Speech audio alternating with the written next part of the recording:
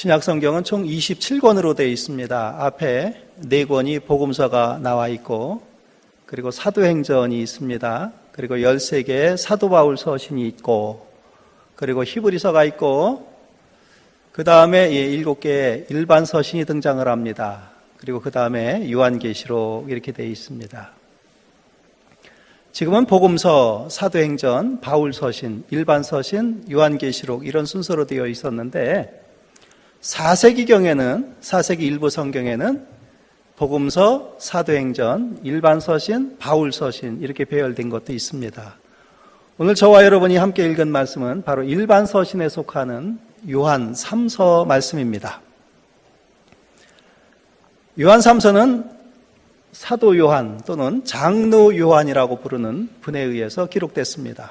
전통적으로 요한복음과 요한서신 그리고 요한계시록은 한 분이 기록한 것으로 이렇게 알려져 있습니다. 요한 1서, 2서, 3서가 있는데 1서, 2서, 3서 순서도 처음서부터 1서가 나와 있고 2서가 나와 있고 3서가 나와 있고 이렇게 된 것이 아니라 그냥 1서 따로 2서 따로 3서 따로 이렇게 전승되어 내려왔습니다. 아마 제가 이 말씀 드린 게 여러분 좀 궁금하실 겁니다. 아니 1서, 2서, 3서라고 붙여져 있잖아요. 1서, 2서, 3서라고 붙여진 것은 후대에 붙인 겁니다. 구분하기 위해서 1서, 2서, 3서 이렇게 붙인 거예요. 그러면 1서, 2서, 3서 왜 이렇게 배열을 했느냐? 정확하게는 모르겠습니다만은 학자들이 길이에 따라서 배열했다라고 생각하기도 합니다. 그런데 그것은 중요한 것이 절대로 아닙니다. 그렇다는 이야기입니다. 중요한 것은 이 요한 1서, 2서, 3서를 보면 중요한 특징이 나옵니다. 무슨 특징이 나오는가 하면 이 1서, 2서, 3서 편지 보냈다는 것은 이 보낸 대상이 있잖아요. 그죠? 제가 저희 집사람한테 편지를 쓰면 제가 이 발신인이고 집사람이 수신인이에요. 요한 1서, 2서, 3서도 발신인이 누구라고요? 사도 요한이고 수신인은 교회입니다. 교회. 우리가 함께 모여서 교회로 앉아있듯이 이 교회에 보낸 편지예요. 그런데 이 세 서신을 보면 공통적으로 등장하는 것이 뭔가 하시면 교회에 분란이 있다는 거예요. 분란이. 교회에 분란이, 어떤 교회는 지금 분란을 겪고 있고 그것이 요한 3서입니다. 어떤 교회는 이미 분란 겪고서 일부의 사람들이 떠나갔어요. 교회에서 이렇게 분란이 있으면 떠나가지 않습니까? 그것이 요한 1서입니다. 그러니까 요한 2서는 아직 분란이 발생하지 않았는데 분란이 발생할 거예요. 그러니까 요한 1서, 2서, 3서 모두가 다 교회가 이 환난 가운데 있다, 어려움 가운데 있다라는 것을 알 수가 있습니다. 특별히 저와 여러분이 함께 읽은 요한 3서 말씀은 이 디오드레베라는 사람이 등장을 합니다. 디오드레베라는 사람 때문에 교회가 분란이 일어난 것으로 보여요. 그 분란이 일어난 교회에 그 분란이 해결되기 위해서 사도 요한이 편지를 써서 보낸 겁니다. 먼저 보내고 14절 말씀에 보면 오늘 우리가 같이 읽진 않았습니다만 14절 말씀에 보면 속히 보기를 바라노니 또한 우리가 대면하여 말하리라 라는 말씀을 하십니다. 그래서 급하니까 먼저 편지를 보낸 거고요. 그리고 내가 곧바로 찾아가서 여러분에게 대면해서 말할 거다라고 이야기합니다. 이게 편지, 교회 분열을 겪고 있는 교회에 편지를 보낸 거예요. 우리는 이 말씀을 잘 해석하기 위해서 이 등장인물들을 한번 잘 살펴봐야 됩니다. 요한 1서에 몇 사람이 혹시 등장하는지 여러분 아십니까? 아마 중요한 인물이 4명 정도가 등장을 합니다. PPT를 넘겨주시면 4명 나옵니다. 첫 번째 사람이 누구라고요? 장로 요한 또는 사도 요한입니다. 두 번째 사람은요? 가이오.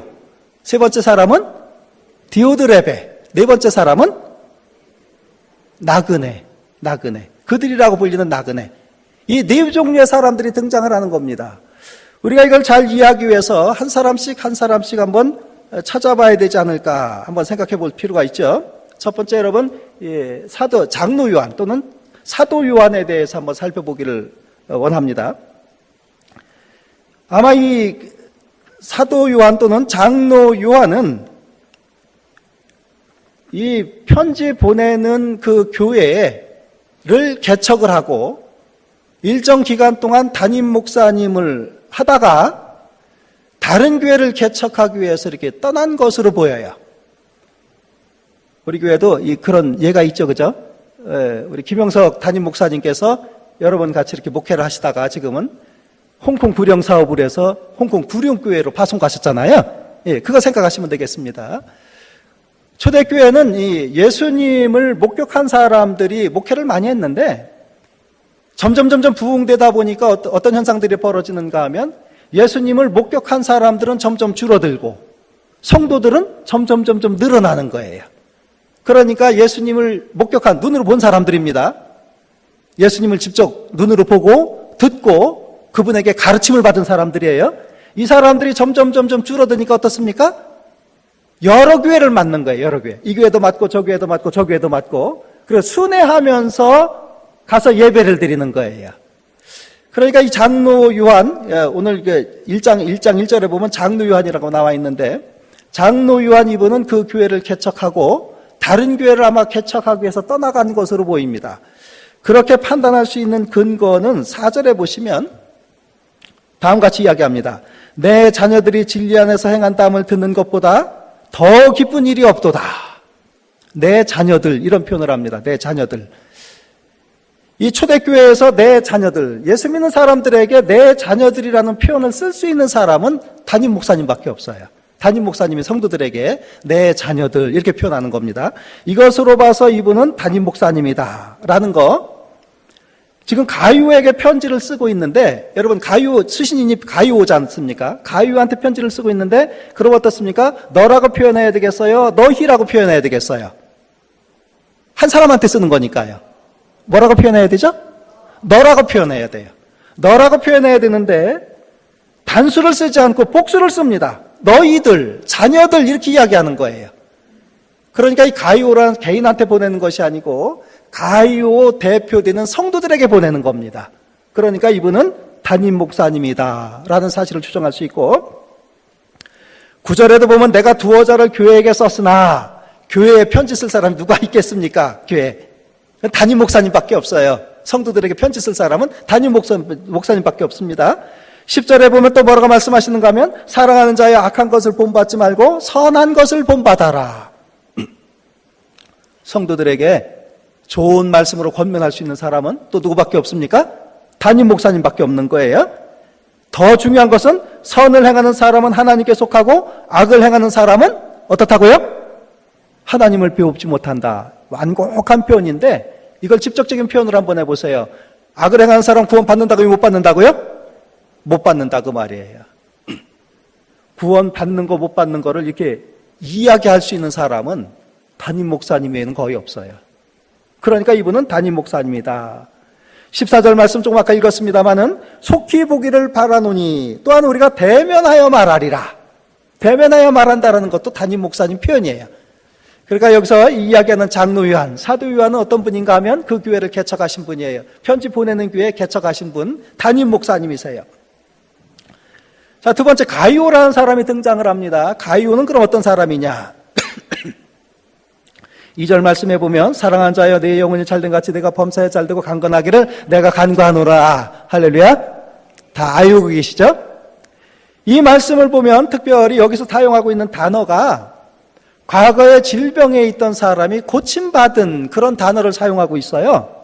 그러니까 이 가룟라는 사람은 어떤 사람인가 하면 과거에 질병에 상당히 오랫동안 고생했던 사람으로 보입니다. 그런데 이 사람이 하나님의 은혜로 고침을 받았어요. 고침을 받아서 교회에 선한 일을 하는 사람입니다. 그러니까 이 가룟라는 사람은 하나님의 일을 잘하는 교회 모범되는 성도다라고 우리가 추정할 수가 있고, 그래서 이 사도 요한이 가룟에게 어떻게 기도하는가 하면, 내가 모든 일에서 잘되고 하나님과 관계 안에서 생명이 잘 되어 이어져 있는 것과 같이 몸도 계속해서 건강하기를 내가 기도한다라고 이야기를 합니다. 뿐만 아니라 가룟은 목사님 말씀을 잘 순종하는 사람으로 보여요. 왜냐하면 2절에 보시면 사랑하는 자요 이렇게 표현했습니다. 사랑하는 자요. 아무한테나 사랑하는 자요 이러면 안 되지 않습니까? 그죠? 특별히 남녀가 아닌 남자끼리인데 사랑하는 자 이렇게 표현합니다. 이 표현은 역시 마찬가지로 목회자와 아주 관계가 좋은 성도들에게 보내는 표현이라고 이야기합니다. 3절에도 보면 내가 진리 안에서 행한다 라고 판단할 수 있는 건 담임 목사님밖에 없고요. 6절에 보면 그들이 너의 사랑을 증언하였다. 자기 담임 목사님이 봤을 때 이 사람이 신실했을 뿐만 아니라 성도들이 봤을 때도 이 사람은 어떤 사람이라고요? 교회의 덕이 되고 은혜가 되고 교회를 세우려고 굉장히 노력하는 사람이고 신실한 사람이라는 것을 다른 사람도 인정하는 사람이에요. 뿐만 아니라 11절에 보면 선한 것을 본받아라 라고 말씀합니다. 이 선한 것을 본받아라 라고 이야기하니까 이분은 더욱더 교회의 큰 일을 감당하라 라고 이야기하는 것 같습니다.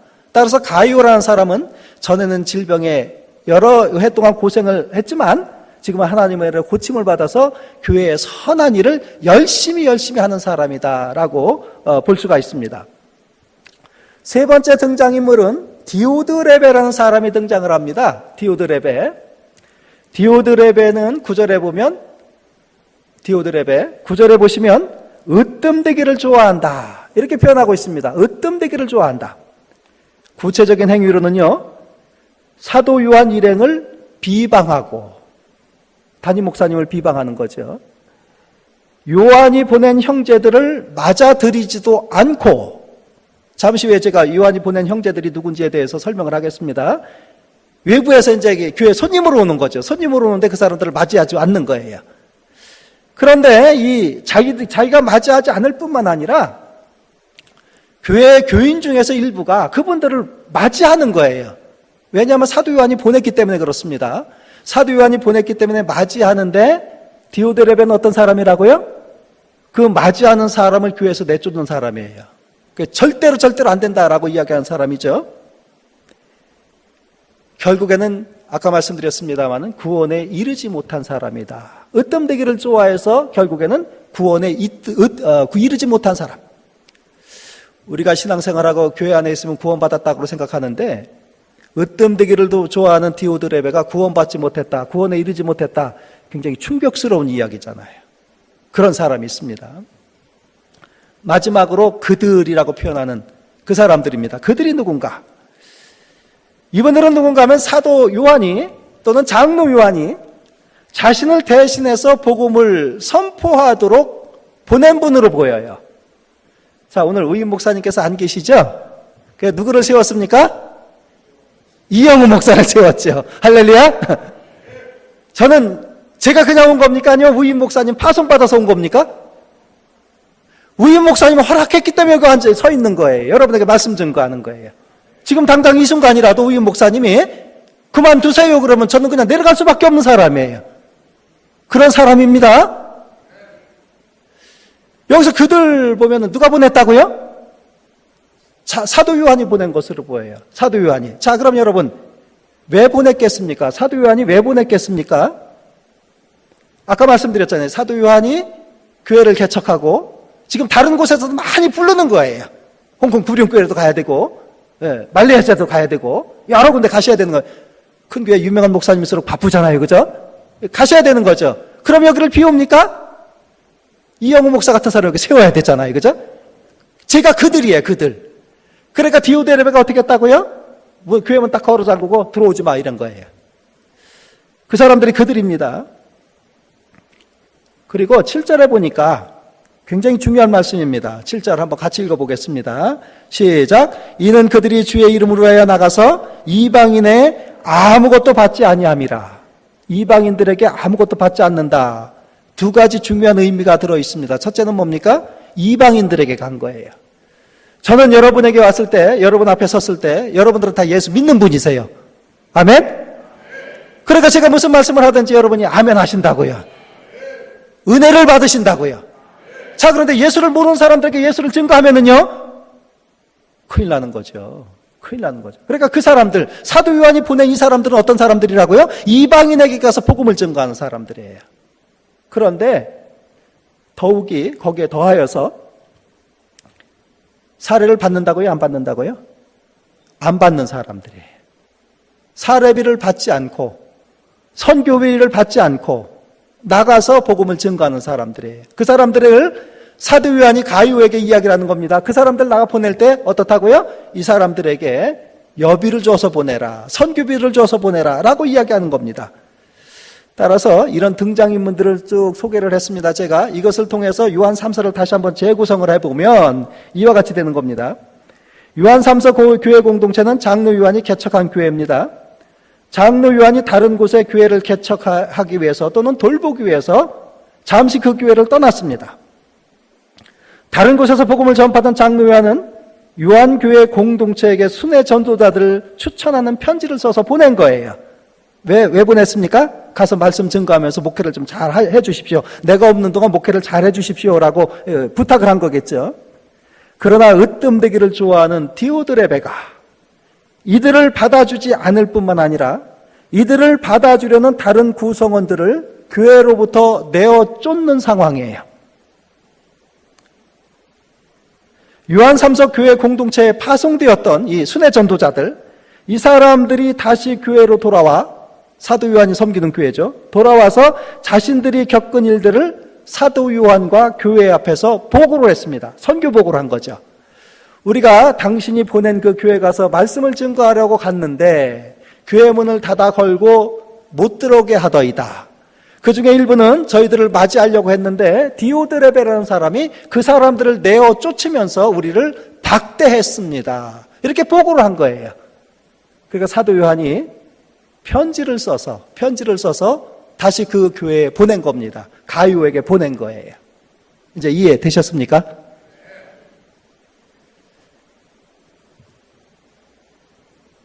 이 말씀 중에서 저는 특별히 그들이라고 표현되어 있는 순회 전도자들에 대해서 한번 주목해 보기를 원합니다. 좀 전에 제가 말씀드렸습니다. 이 순회 전도자들은 이방인들에게 가서 복음을 증거하는 사람입니다. 이방인들에게 가서 복음을 증거하는 사람이고 사례비를 전혀 받지 않는 사람이고, 그러니까 여러분, 이 사람들이 고생을 했겠습니까? 아니면 고생 안 했겠습니까? 예? 고생을 했겠죠. 그럼 성경에 복음 전도하는 순회 전도자들이 고생하는 모습이 기록되어 있을까요? 안 되어 있을까요? 되어 있습니다. 우리도 팔불출이라고 이야기하죠. 자식 자랑하고 부인 자랑하고 집안 자랑하고 그러면 팔불출이라고 그러잖아요. 자기 자랑하는 것은 이 팔불출이라고 이야기하는데 외국 사람도 똑같아요. 바보라고 그럽니다. 바보. 특히 독일 사람들이 그와 같은 이야기를 했어요. 독일어로 이 바보라는 말은 나렌이라는 말인데, 그리고 연설이라는 것은 레데라는 말인데, 나렌 레데, 바보 설교가 들어있어요. 어딘가 하면은 고린도후서 11장 23절서부터 27절까지입니다. 제가 PPT를 준비 안 해서 그냥 제가 읽어드리겠습니다. 내가 수고를 넘치도록 하고 옥에 갇히기도 더 많이 하고 매도 수없이 맞고 여러 번 죽을 뻔하였으니 유대인들에게서 40에서 하나가 만매를 5번 맞았으며 3번 태장으로 맞고 1번 돌로 맞고 3번 파손하고 일주야를 깊은 바다에서 지냈으며 여러 번 여행하면서 동족의 위협과 이방인의 위협과 신의 위협과 광야의 위험과 바다의 위험과 거짓 형제 중의 위험을 당하고 또 수고하며 애쓰며 여러 번 자지 못하고 줄이며 목마르고 여러 번 굶고 춥고 헐벗었느니라. 사도 바울 선생님께서 하신 말씀이에요. 이렇게 고생을 많이 했다는 거예요. 사도 바울이. 어느 만큼 고생했다고요? 내가 수고를 넘치도록 하고 옥에 갇히기도 더 많이 하고, 복음 증거하다가 옥에 갇힌 거예요. 옥에 갇히기도 더 많이 하고 매도 수없이 맞고 여러 번 죽을 뻔했고 유대인들에게서 40에 하나가 만매, 총 몇 대요? 39대. 여러분, 왜 40에 하나가 만매라고 표현을 할까요? 네? 왜 40에 하나가 만매라고 표현을 할까요? 그냥 39대 이렇게 이야기하면 되지. 제가 초등학교 다닐 때 선생님들이 말 안 들으면 잘 가지고 손 막 때렸잖아요. 그죠? 종아리도 때리고 막 그랬는데 언젠가 한번 저한테 선생님한테 말씀하시더라고요. 선생님이 저한테 너 몇 대 맞을래 그러더라고요. 저도 순하게 생겼지만 은근히 오기가 있는 사람이에요. 잘못한 것도 없는데 몇 대 맞을래 그래서 화가 나가지고 100대 그랬어요. 100대 맞았겠습니까? 안 맞았겠습니까? 맞았어요. 그런데 그 선생님이 참 인자하신 분이라 살살 때리시더라고. 살살. 유대인들이 40에 하나가 만매 때리는 방법은요, 묶어놓고 곤장을 치는 거예요. 이만한 거. 한번 치는 거죠. 한번 치면은 살이 너덜너덜해진답니다. 두 대를 못 때려요. 한 대 때리고 살이 다 아무를 때까지 기다렸다가 또 한 대 때리는 거예요. 그렇게 몇 번 맞는다고요? 39번. 다시 말하면 40번을 때리면 이 사람 죽는 거예요. 죽기 직전까지 맞는다 그 말이에요. 그 표현을 이렇게 쓴 겁니다. 죽기 직전까지 맞았다 그 말이에요. 뭐 하다가요? 복음 증거하다가. 3번 태장으로 맞고 1번 돌로 맞고, 돌로 맞는다는 말은 무슨 말이죠? 여러분, 구약시대에 이 잘못한 사람, 하나님 앞에 죄진 사람 뭐로 죽입니까? 돌로, 투석형에 처하잖아요. 투석형에 처하잖아요. 예, 죽인다 그 말이죠. 죽인다 그 말입니다. 3번 파선하고 일주일을 깊은 바다에서 지냈고 여러 번 찾지 못하고 춥고 헐벗었다라고 이야기합니다. 이것이 누구의 말인가 하면 사도 바울의 말이에요. 사도 바울도 순회 전도자예요. 순회 전도자. 그러니까 복음을 증거하면서 이와 같이 고생을 하는 거예요. 사도 바울, 그렇게 위대한 사도 바울께서 이렇게 고생을 했는데 여기에 등장한 이 순회 전도자들 고생했겠습니까? 안 했겠습니까? 엄청나게 한 겁니다. 엄청나게 한 거예요. 먹고 못 사는 이런 잘 먹지 못하고 잠 잘지 못한 이런 고생뿐만 아니라 이곳에 가서 얻어맞고 저곳에 가서 얻어맞고 이곳에서 갇히고 저곳에 가서 갇히고 동족애로부터 위협당하고 이방인으로부터 위협당하고 수도 없는 환난과 곤란을 당하고 복음을 전가하러 다니는 사람이에요. 이해하셨죠? 자, 그렇다면 여러분에게 한번 여쭤보고 싶은 게 있어요. 이 사람들 돈도 못 벌면서 다른 사람한테 존경도 못 받으면서 왜 이렇게 복음을 증거하러 다닐까요? 여러분 저를 혹시 보신 적이 있습니까? 제가 우리 순복음교회 벌써 한 달하고도 일주일을 출석을 했는데 저 아직 모르세요? 일부 예배. 교회 들어올 때마다 여러분이 인사를 하시더라고요. 할렐루야 환영합니다. 할렐루야 반갑습니다. 그냥 제가 숫기가 많은 사람이라 그냥 휙 지나가고 가려고 하면은 붙잡고서 악수도 하고 이렇게 아주 다정다감하게 이렇게 맞이해 주셔서 감사합니다. 그런데 이 순회 전도자들은 그렇지 못한 거예요. 여기가 더 얻어맞고 저기가 더 얻어맞고 돈도 못 벌으니까 어떻습니까? 배고프고 춥고 헐벗고 집안에서 이 사람들을 훌륭한 사람하고 칭찬했겠어요? 아니죠. 예수에 미쳐갖고 저기 돌아다닌다고 그러겠죠. 그죠? 여러분 한번 생각해 보십시오. 이분들이 그럼 왜 이렇게 복음을 증거했을까요? 예? 수많은 사람들로부터 괴롭힘을 당하면서 집안에서 좋은 소리 못 들으면서 디오드레베한테 망신당하면서 왜 이렇게 복음을 증거하려고 열심히 돌아다녔을까요? 제가 생각했을 때 아마 주님의 명령 때문에 그런 것 같아요. 아멘? 주님께서 명령하셨어요. 주님께서 복음을 증거하라고 명령하셨습니다. 그렇기 때문에 주님의 말씀을 듣고 순종하기 위해서 이 사람들 그렇게 열심히 복음을 증거하러 다닌 것 같아요. 마태복음 28장 18절부터 20절 말씀에 하늘과 땅의 모든 권세를 내게 주셨으니 그러므로 너희는 가서 모든 민족을 제자로 삼아 아버지와 아들과 성령의 이름으로 침례를 베풀고 내가 너에게 분부한 모든 것을 가르쳐 지키게 하라. 주님께서 말씀하셨어요. 그러니까 이 사람들 그 춥고 배고프고 얻어맞으면서도 열심히 복음을 증거한 거예요. 여러분도 이와 같이 순종하시길 바랍니다. 이와 같은 사람에게 하나님의 큰 복이 임할 줄로 믿습니다. 뿐만 아닙니다. 예수님께서 마가복음 15장 15절 16절 말씀에 보면 너희는 온 천하에 다니며 만민에게 복음을 전파하라. 믿고 침례를 받는 사람은 구원을 얻을 것이요 믿지 않는 사람은 정죄를 받으리라 라고 말씀하셨어요. 그러니까 주님의 명령에 순종하기 위해서 이토록 열심히 충성스럽게 하나님의 사명을 감당한 겁니다. 자, 그렇다면 주님이 명령하셨기 때문에 정말 이렇게 복음 증거한 것이 전부일까요? 여러분 그게 전부일까요? 또 다른 뭐가 있을까요? 제가 아까 말씀드렸죠. 저는 한세대학교에서 신약을 몇 년 가르쳤다고요? 27년째 들었습니다. 시간 강사까지 한 거 하면 한 30몇 년쯤 돼요. 처음에는 저도 성경은 잘 모르고 가르쳤어요. 그냥 학자들이 그렇게 이야기한다. 무슨 학자 이렇게 하고 무슨 학자 이렇게 이야기하고 특히 신학자 중에서 끄트머리가 만자로 끝나는 사람이 훌륭한 사람이 많더라고요. 몰트만, 불트만, 혼젤만 다 만자더라고요. 제 선배 목사님 중에 강영만 교수님이 계세요. 그분도 만자로 끝나서 그분이 훌륭한 신학자인 줄 알았어요. 물론 훌륭한 신학자입니다만은. 근데 한 20년 지나니까요, 그게 아닌 것 같아요. 그게 아닌 것 같더라고요. 믿음의 눈으로 성경을 봐야 되는데 믿음의 눈으로 보지 않고 이성의 눈으로 봤더라고요.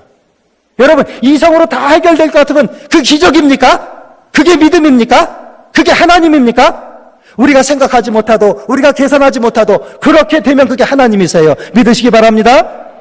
그걸 가지고 기적이라고 이야기하는 거, 그걸 가지고 표적이라고 이야기하는 거예요. 믿음의 눈으로 보니까 눈이 열려서 보이는 거예요. 그럼 도대체 이 사람들이 주님께서 명령하시기에 그 명령 붙잡고 순종했을까? 하나가 더 있더라고요. 하나가 더 있어요. 믿으시기 바랍니다. 그 하나가 뭐냐는 거죠. 하나가 뭐냐는 거죠. 예수님께서 복음 전파 명령하신 다음엔 반드시 그 다음 말씀을 하시더라고요. 아까 말씀드렸습니다. 마가복음 16장에서 나가서 복음을 증거하라. 그 다음 말씀에 보니까 이 명령을 하신 후에 예수님께서 다음 같은 말씀을 하세요. 믿는 자들에게는 이런 표적이 따르리니 곧 그들이 내 이름으로 귀신을 쫓아내며 새 방언을 말하며 뱀을 집어올리며 무슨 독을 마실지라도 해를 받지 아니하며 병든 사람에게 손을 얹은 나으리라. 이 말씀이 기록되어 있더라고요. 이 말씀이. 그러니까 앞에 것까지 읽으면은 이 사람들이 예수님의 명령에 따라서 이렇게 순종했나 보다. 끝. 그죠? 근데 그 다음 말씀 읽어보면 아하, 이 사람들이, 이분들이 그렇게 충성한 것은 주님의 말씀에 충성할 뿐만 아니라, 순종할 뿐만 아니라, 그 다음에 어떻다고요? 주님의 말씀에 순종하면 기적이 나타난다는 거예요. 믿으시기 바랍니다. 표적이 나타난다는 거예요. 믿으시기 바랍니다. 죽은 자가 살아난다는 거예요. 믿으시기 바랍니다. 병든 자가 살아난다는 거예요. 이것이 표적이에요. 이것이 표적이에요. 근데 예수님께서 이 한 말씀 한 것이 아니라 마가복음 6장 7절 말씀에 보면 12제자를 보내시면서 다음같이 말씀하셨어요. 더러운 귀신을 제어할 권능을 주시고. 믿으시면 아멘 합시다. 더러운 귀신을 제어할 수 있는 권능을 주셨다는 거예요. 누가 주셨다고요? 예수님께서 누구에게 주셨다고요? 복음을 증거하는 사람에게. 누가복음 9장 1절 2절 말씀에도 보면 예수께서 12제자를 불러 모으사 모든 귀신을 제하며 병 고치는 능력과 권위를 주시고 하나님 나라를 전파하며 앓는 자를 고치게 하시려고. 그 예수님께서 명령하신 것은 그냥 명령하신 것이 아니라 이 사람이 순종하는지 순종하지 않는지 그냥 명령하신 것이 아니라 이 사람을 통해서 하나님의 기사와 이적을 나타내기 위해서 보내신 거예요. 자, 그렇다면 사도들이 가서 복음을 증거할 때 이 기사와 이적이 나타났을까요? 안 나타났을까요? 사도행전을 보니까 무수하게 나타나요.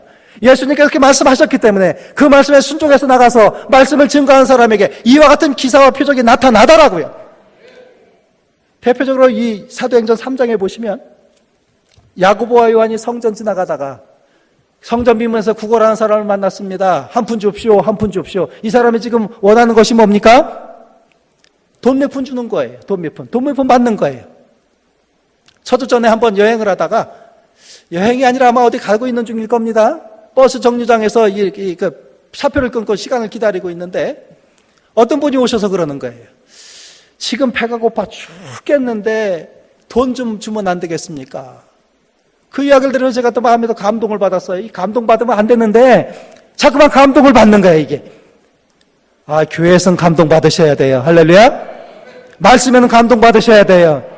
근데 세상에서는 감동받으면 이게 곤란하더라고요.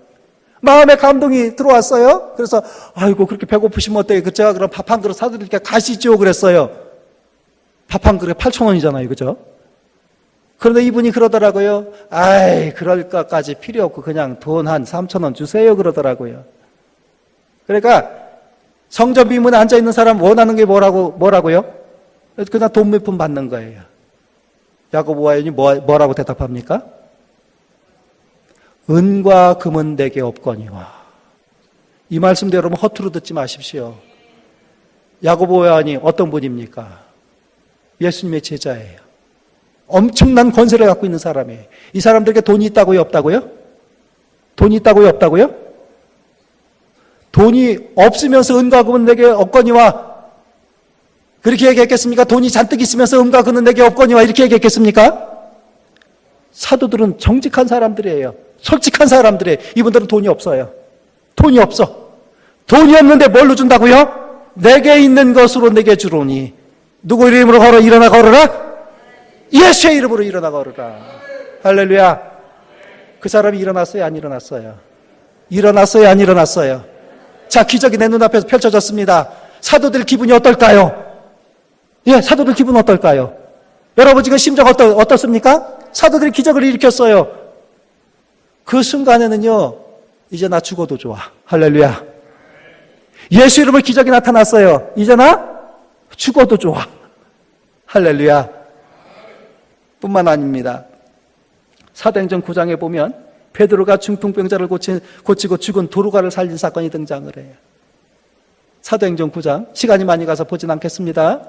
거기도 보면 사도 베드로가 죽은 자를 살리고 중풍병자를 일으키건 놀라운 역사가 나타나는 거예요. 왜 그랬다고요? 주님께서 나가서 복음을 증거하라.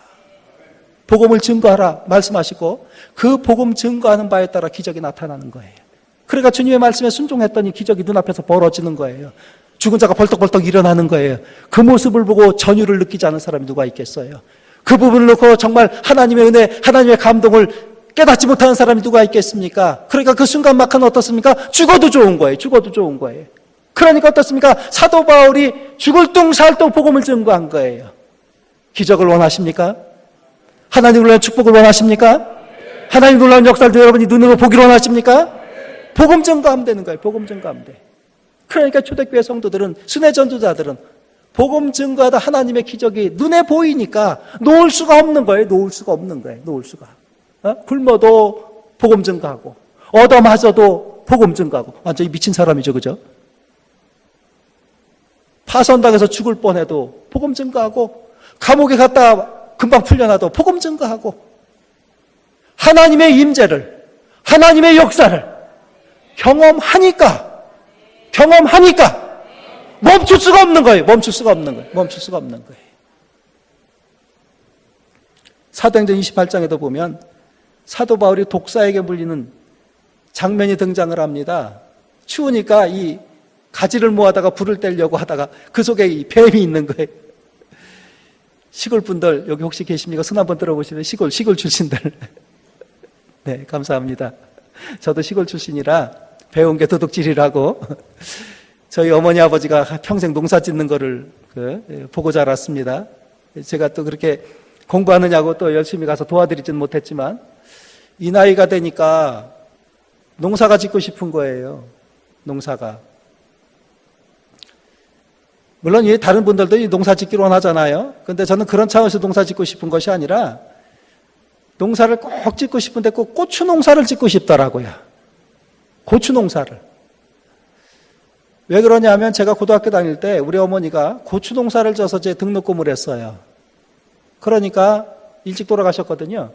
그러니까 고추 농사를 지으면서 이 노인네가 무슨 생각을 하고 이 고추 농사를 졌나. 그걸 느껴보려고 하는 거예요. 느껴보려고. 이 마음으로 접해보려고. 작년에 제가 고추 농사 지었습니다. 무농약으로. 100만 원어치 팔았고요. 그리고 좀 먹었습니다. 우리 진 목사님께서 교회에서 소비해 줄 테니까 올해부터 고추 농사만 지세요 그러시더라고요. 그래서 작년에 500포기 심었는데 올해는 600포기 심어서 무농약으로 여러분에게 공급해 드리겠습니다. 비싼 값 받고. 할렐루야. 아닙니다. 시작값만 받겠습니다.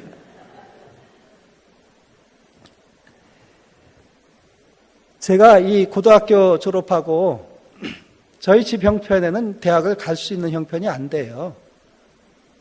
그런데 제가 큰 부류를 저질렀습니다. 그때 어머니 살아계셨는데 그 다음에 이제 어머니 돌아가셨어요. 뭐라고 말씀드렸냐면 대학 못 보낼 자식 왜 낳았어? 저 그렇게 죄인입니다. 오늘 매스컴에 나왔다 그러대요. 왜 부모님이 나를 허락도 받지 않고 낳았느냐고 고소했다고 그래요. 제가 이렇게 어머니한테 대들은 거죠. 가슴에 못을 박은 거죠. 지금도 후회합니다. 철없을 때 한마디 한 거 가슴 깊이 남아있어요. 정말 가슴 깊이 남아있어요. 어떻게 뺄 방법이 없어요. 근데 그 이야기를 하게 된 근거가 있습니다. 형님이 방위를 받았어요, 방위를. 옛날에 그 방위 받았잖아요, 방위를 받고. 저는 고등학교 졸업하고, 농사 짓는 형님이 이제 그 방위를 받으니까 농사 짓지 못하잖아요. 그러니까 제가 한 4월달, 5월달까지 농사를 졌습니다. 추운, 아직은 이제 발이 차가워. 그때 장화도 없으니까 맨발로 들어가는 거거든요. 맨발로 눈에 들어가서. 호구라고 아세요? 호구. 이렇게 삼지창 같이 생긴 거.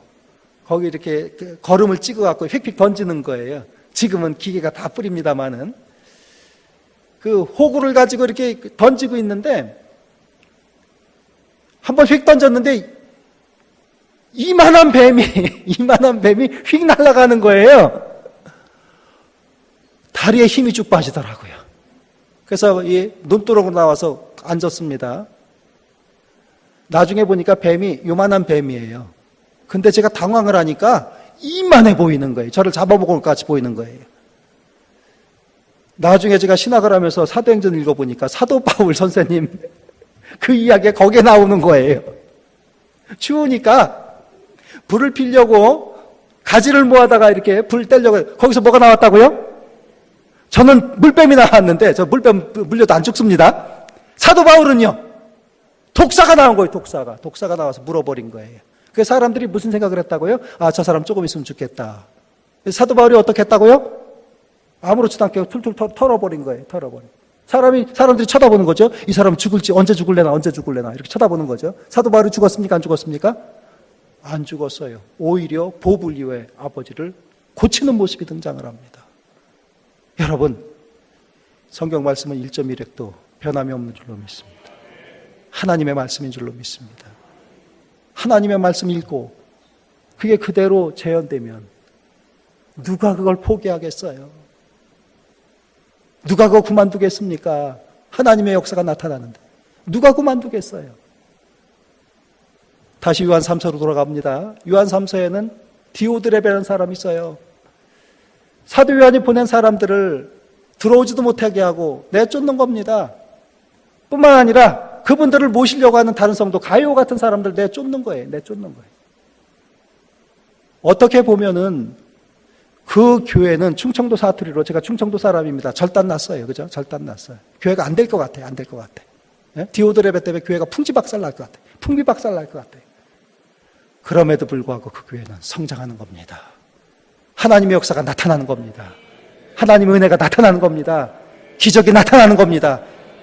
누구 때문에 그렇습니까? 하나님을 사랑하는 사람 때문에 그래요. 아무것도 받지 않고 아무 영광도 없으면서 다른 사람한테 칭찬받지도 못하면서 이방인들에게 대해 복음 증거하며 다니는, 아무것도 받지 못하는 사람들에게 복음 증거하러 다니는 이런 사람들 5명 때문에 하나님의 역사는 많이 필요 없다라고요. 5명이면 되더라고요. 할렐루야. 이런 분들 때문에 교회가 성장하고 발전하고 하나님의 기사와 이적이 나타나는 것입니다. 참 놀라운 것은요, 그런 사람 한 사람 있으면은요, 그 지역이 살아나더라고요. 그 사회가 살아나더라고요. 그 교회가 살아나더라고요. 그런 한 분이 있으면은 그 나라가 바뀌더라고요.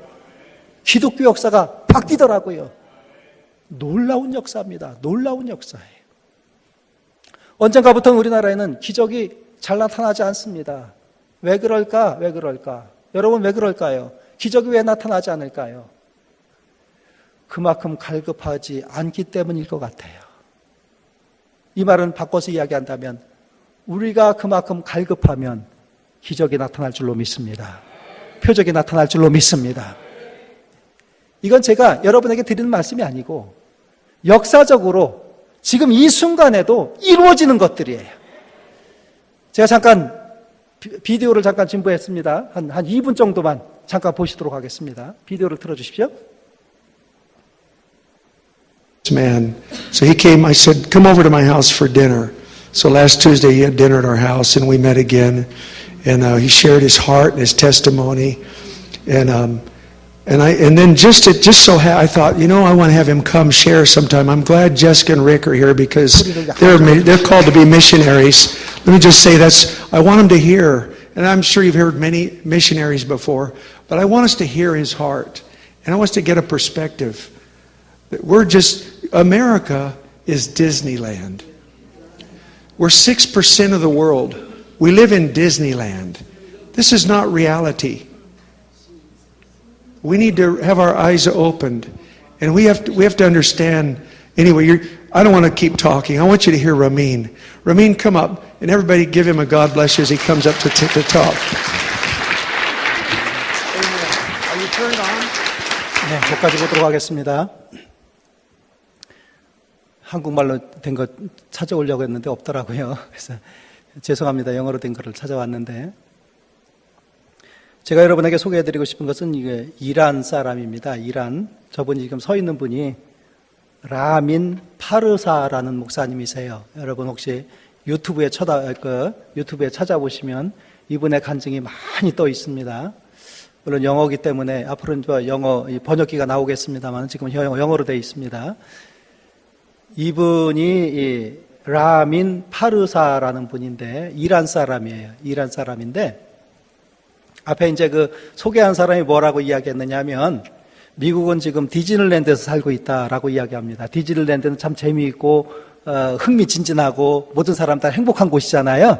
저는 디즈니랜드 못 가봤습니다. 유니버설 스튜디오는 가봤습니다.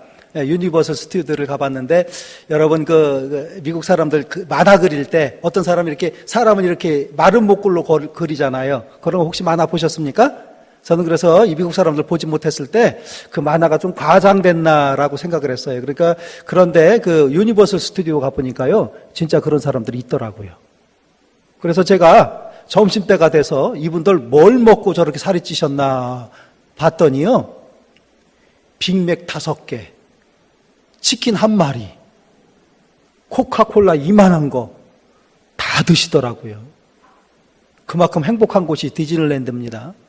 그런데 이분이 하시는 말씀이 뭐라고 말씀하시냐면 이것이 실제가 아닙니다. 라민 파르사라는 분이 간증을 쭉 하시면서 마지막 결론은 뭐라고 내느냐면요,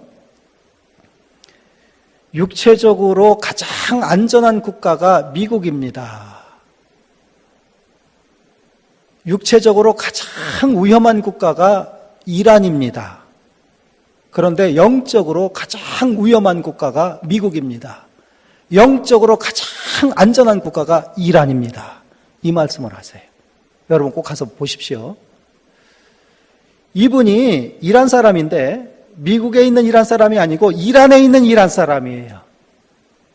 이 사람은 신학교까지 다닌 사람이에요. 꾸란 연구하는 사람, 꾸란 연구하는. 이슬람 신학교죠. 이슬람 신학교 다닌 사람인데 이 사람에게 예수님이 찾아가신 거예요. 하나님은 우리를 찾아오시잖아, 그죠? 믿으시기 바랍니다. 이란 사람에게 찾아가셨어요. 이 라민 목사에게 찾아갔어요. 자기가 은혜를 받긴 받았는데, 예수님 때문에 은혜를 받긴 받았는데 예수가 누군지 모르는 거예요. 그러니까 자기가 성경을 찾아보려고 다 찾아봤더니 성경이 하나도 없는 거예요, 이란에는. 성경 갖고 있으면 감옥 갑니다, 거기는. 그래서 이분이 어떻게 했느냐면 인터넷을 찾아서 인터넷을 다 찾아가 성경을 구하려고요. 그랬더니 성경 구할 수 있는 인터넷은 다 차단시켜 놓은 거예요. 그래가지고 이분이 나중에 컴퓨터를 배웠습니다. 컴퓨터를 배워가지고 그걸 풀고 성경을 입수를 한 거예요. 입수를 하고서 그 성경 말씀 읽으면서 은혜를 받은 거죠.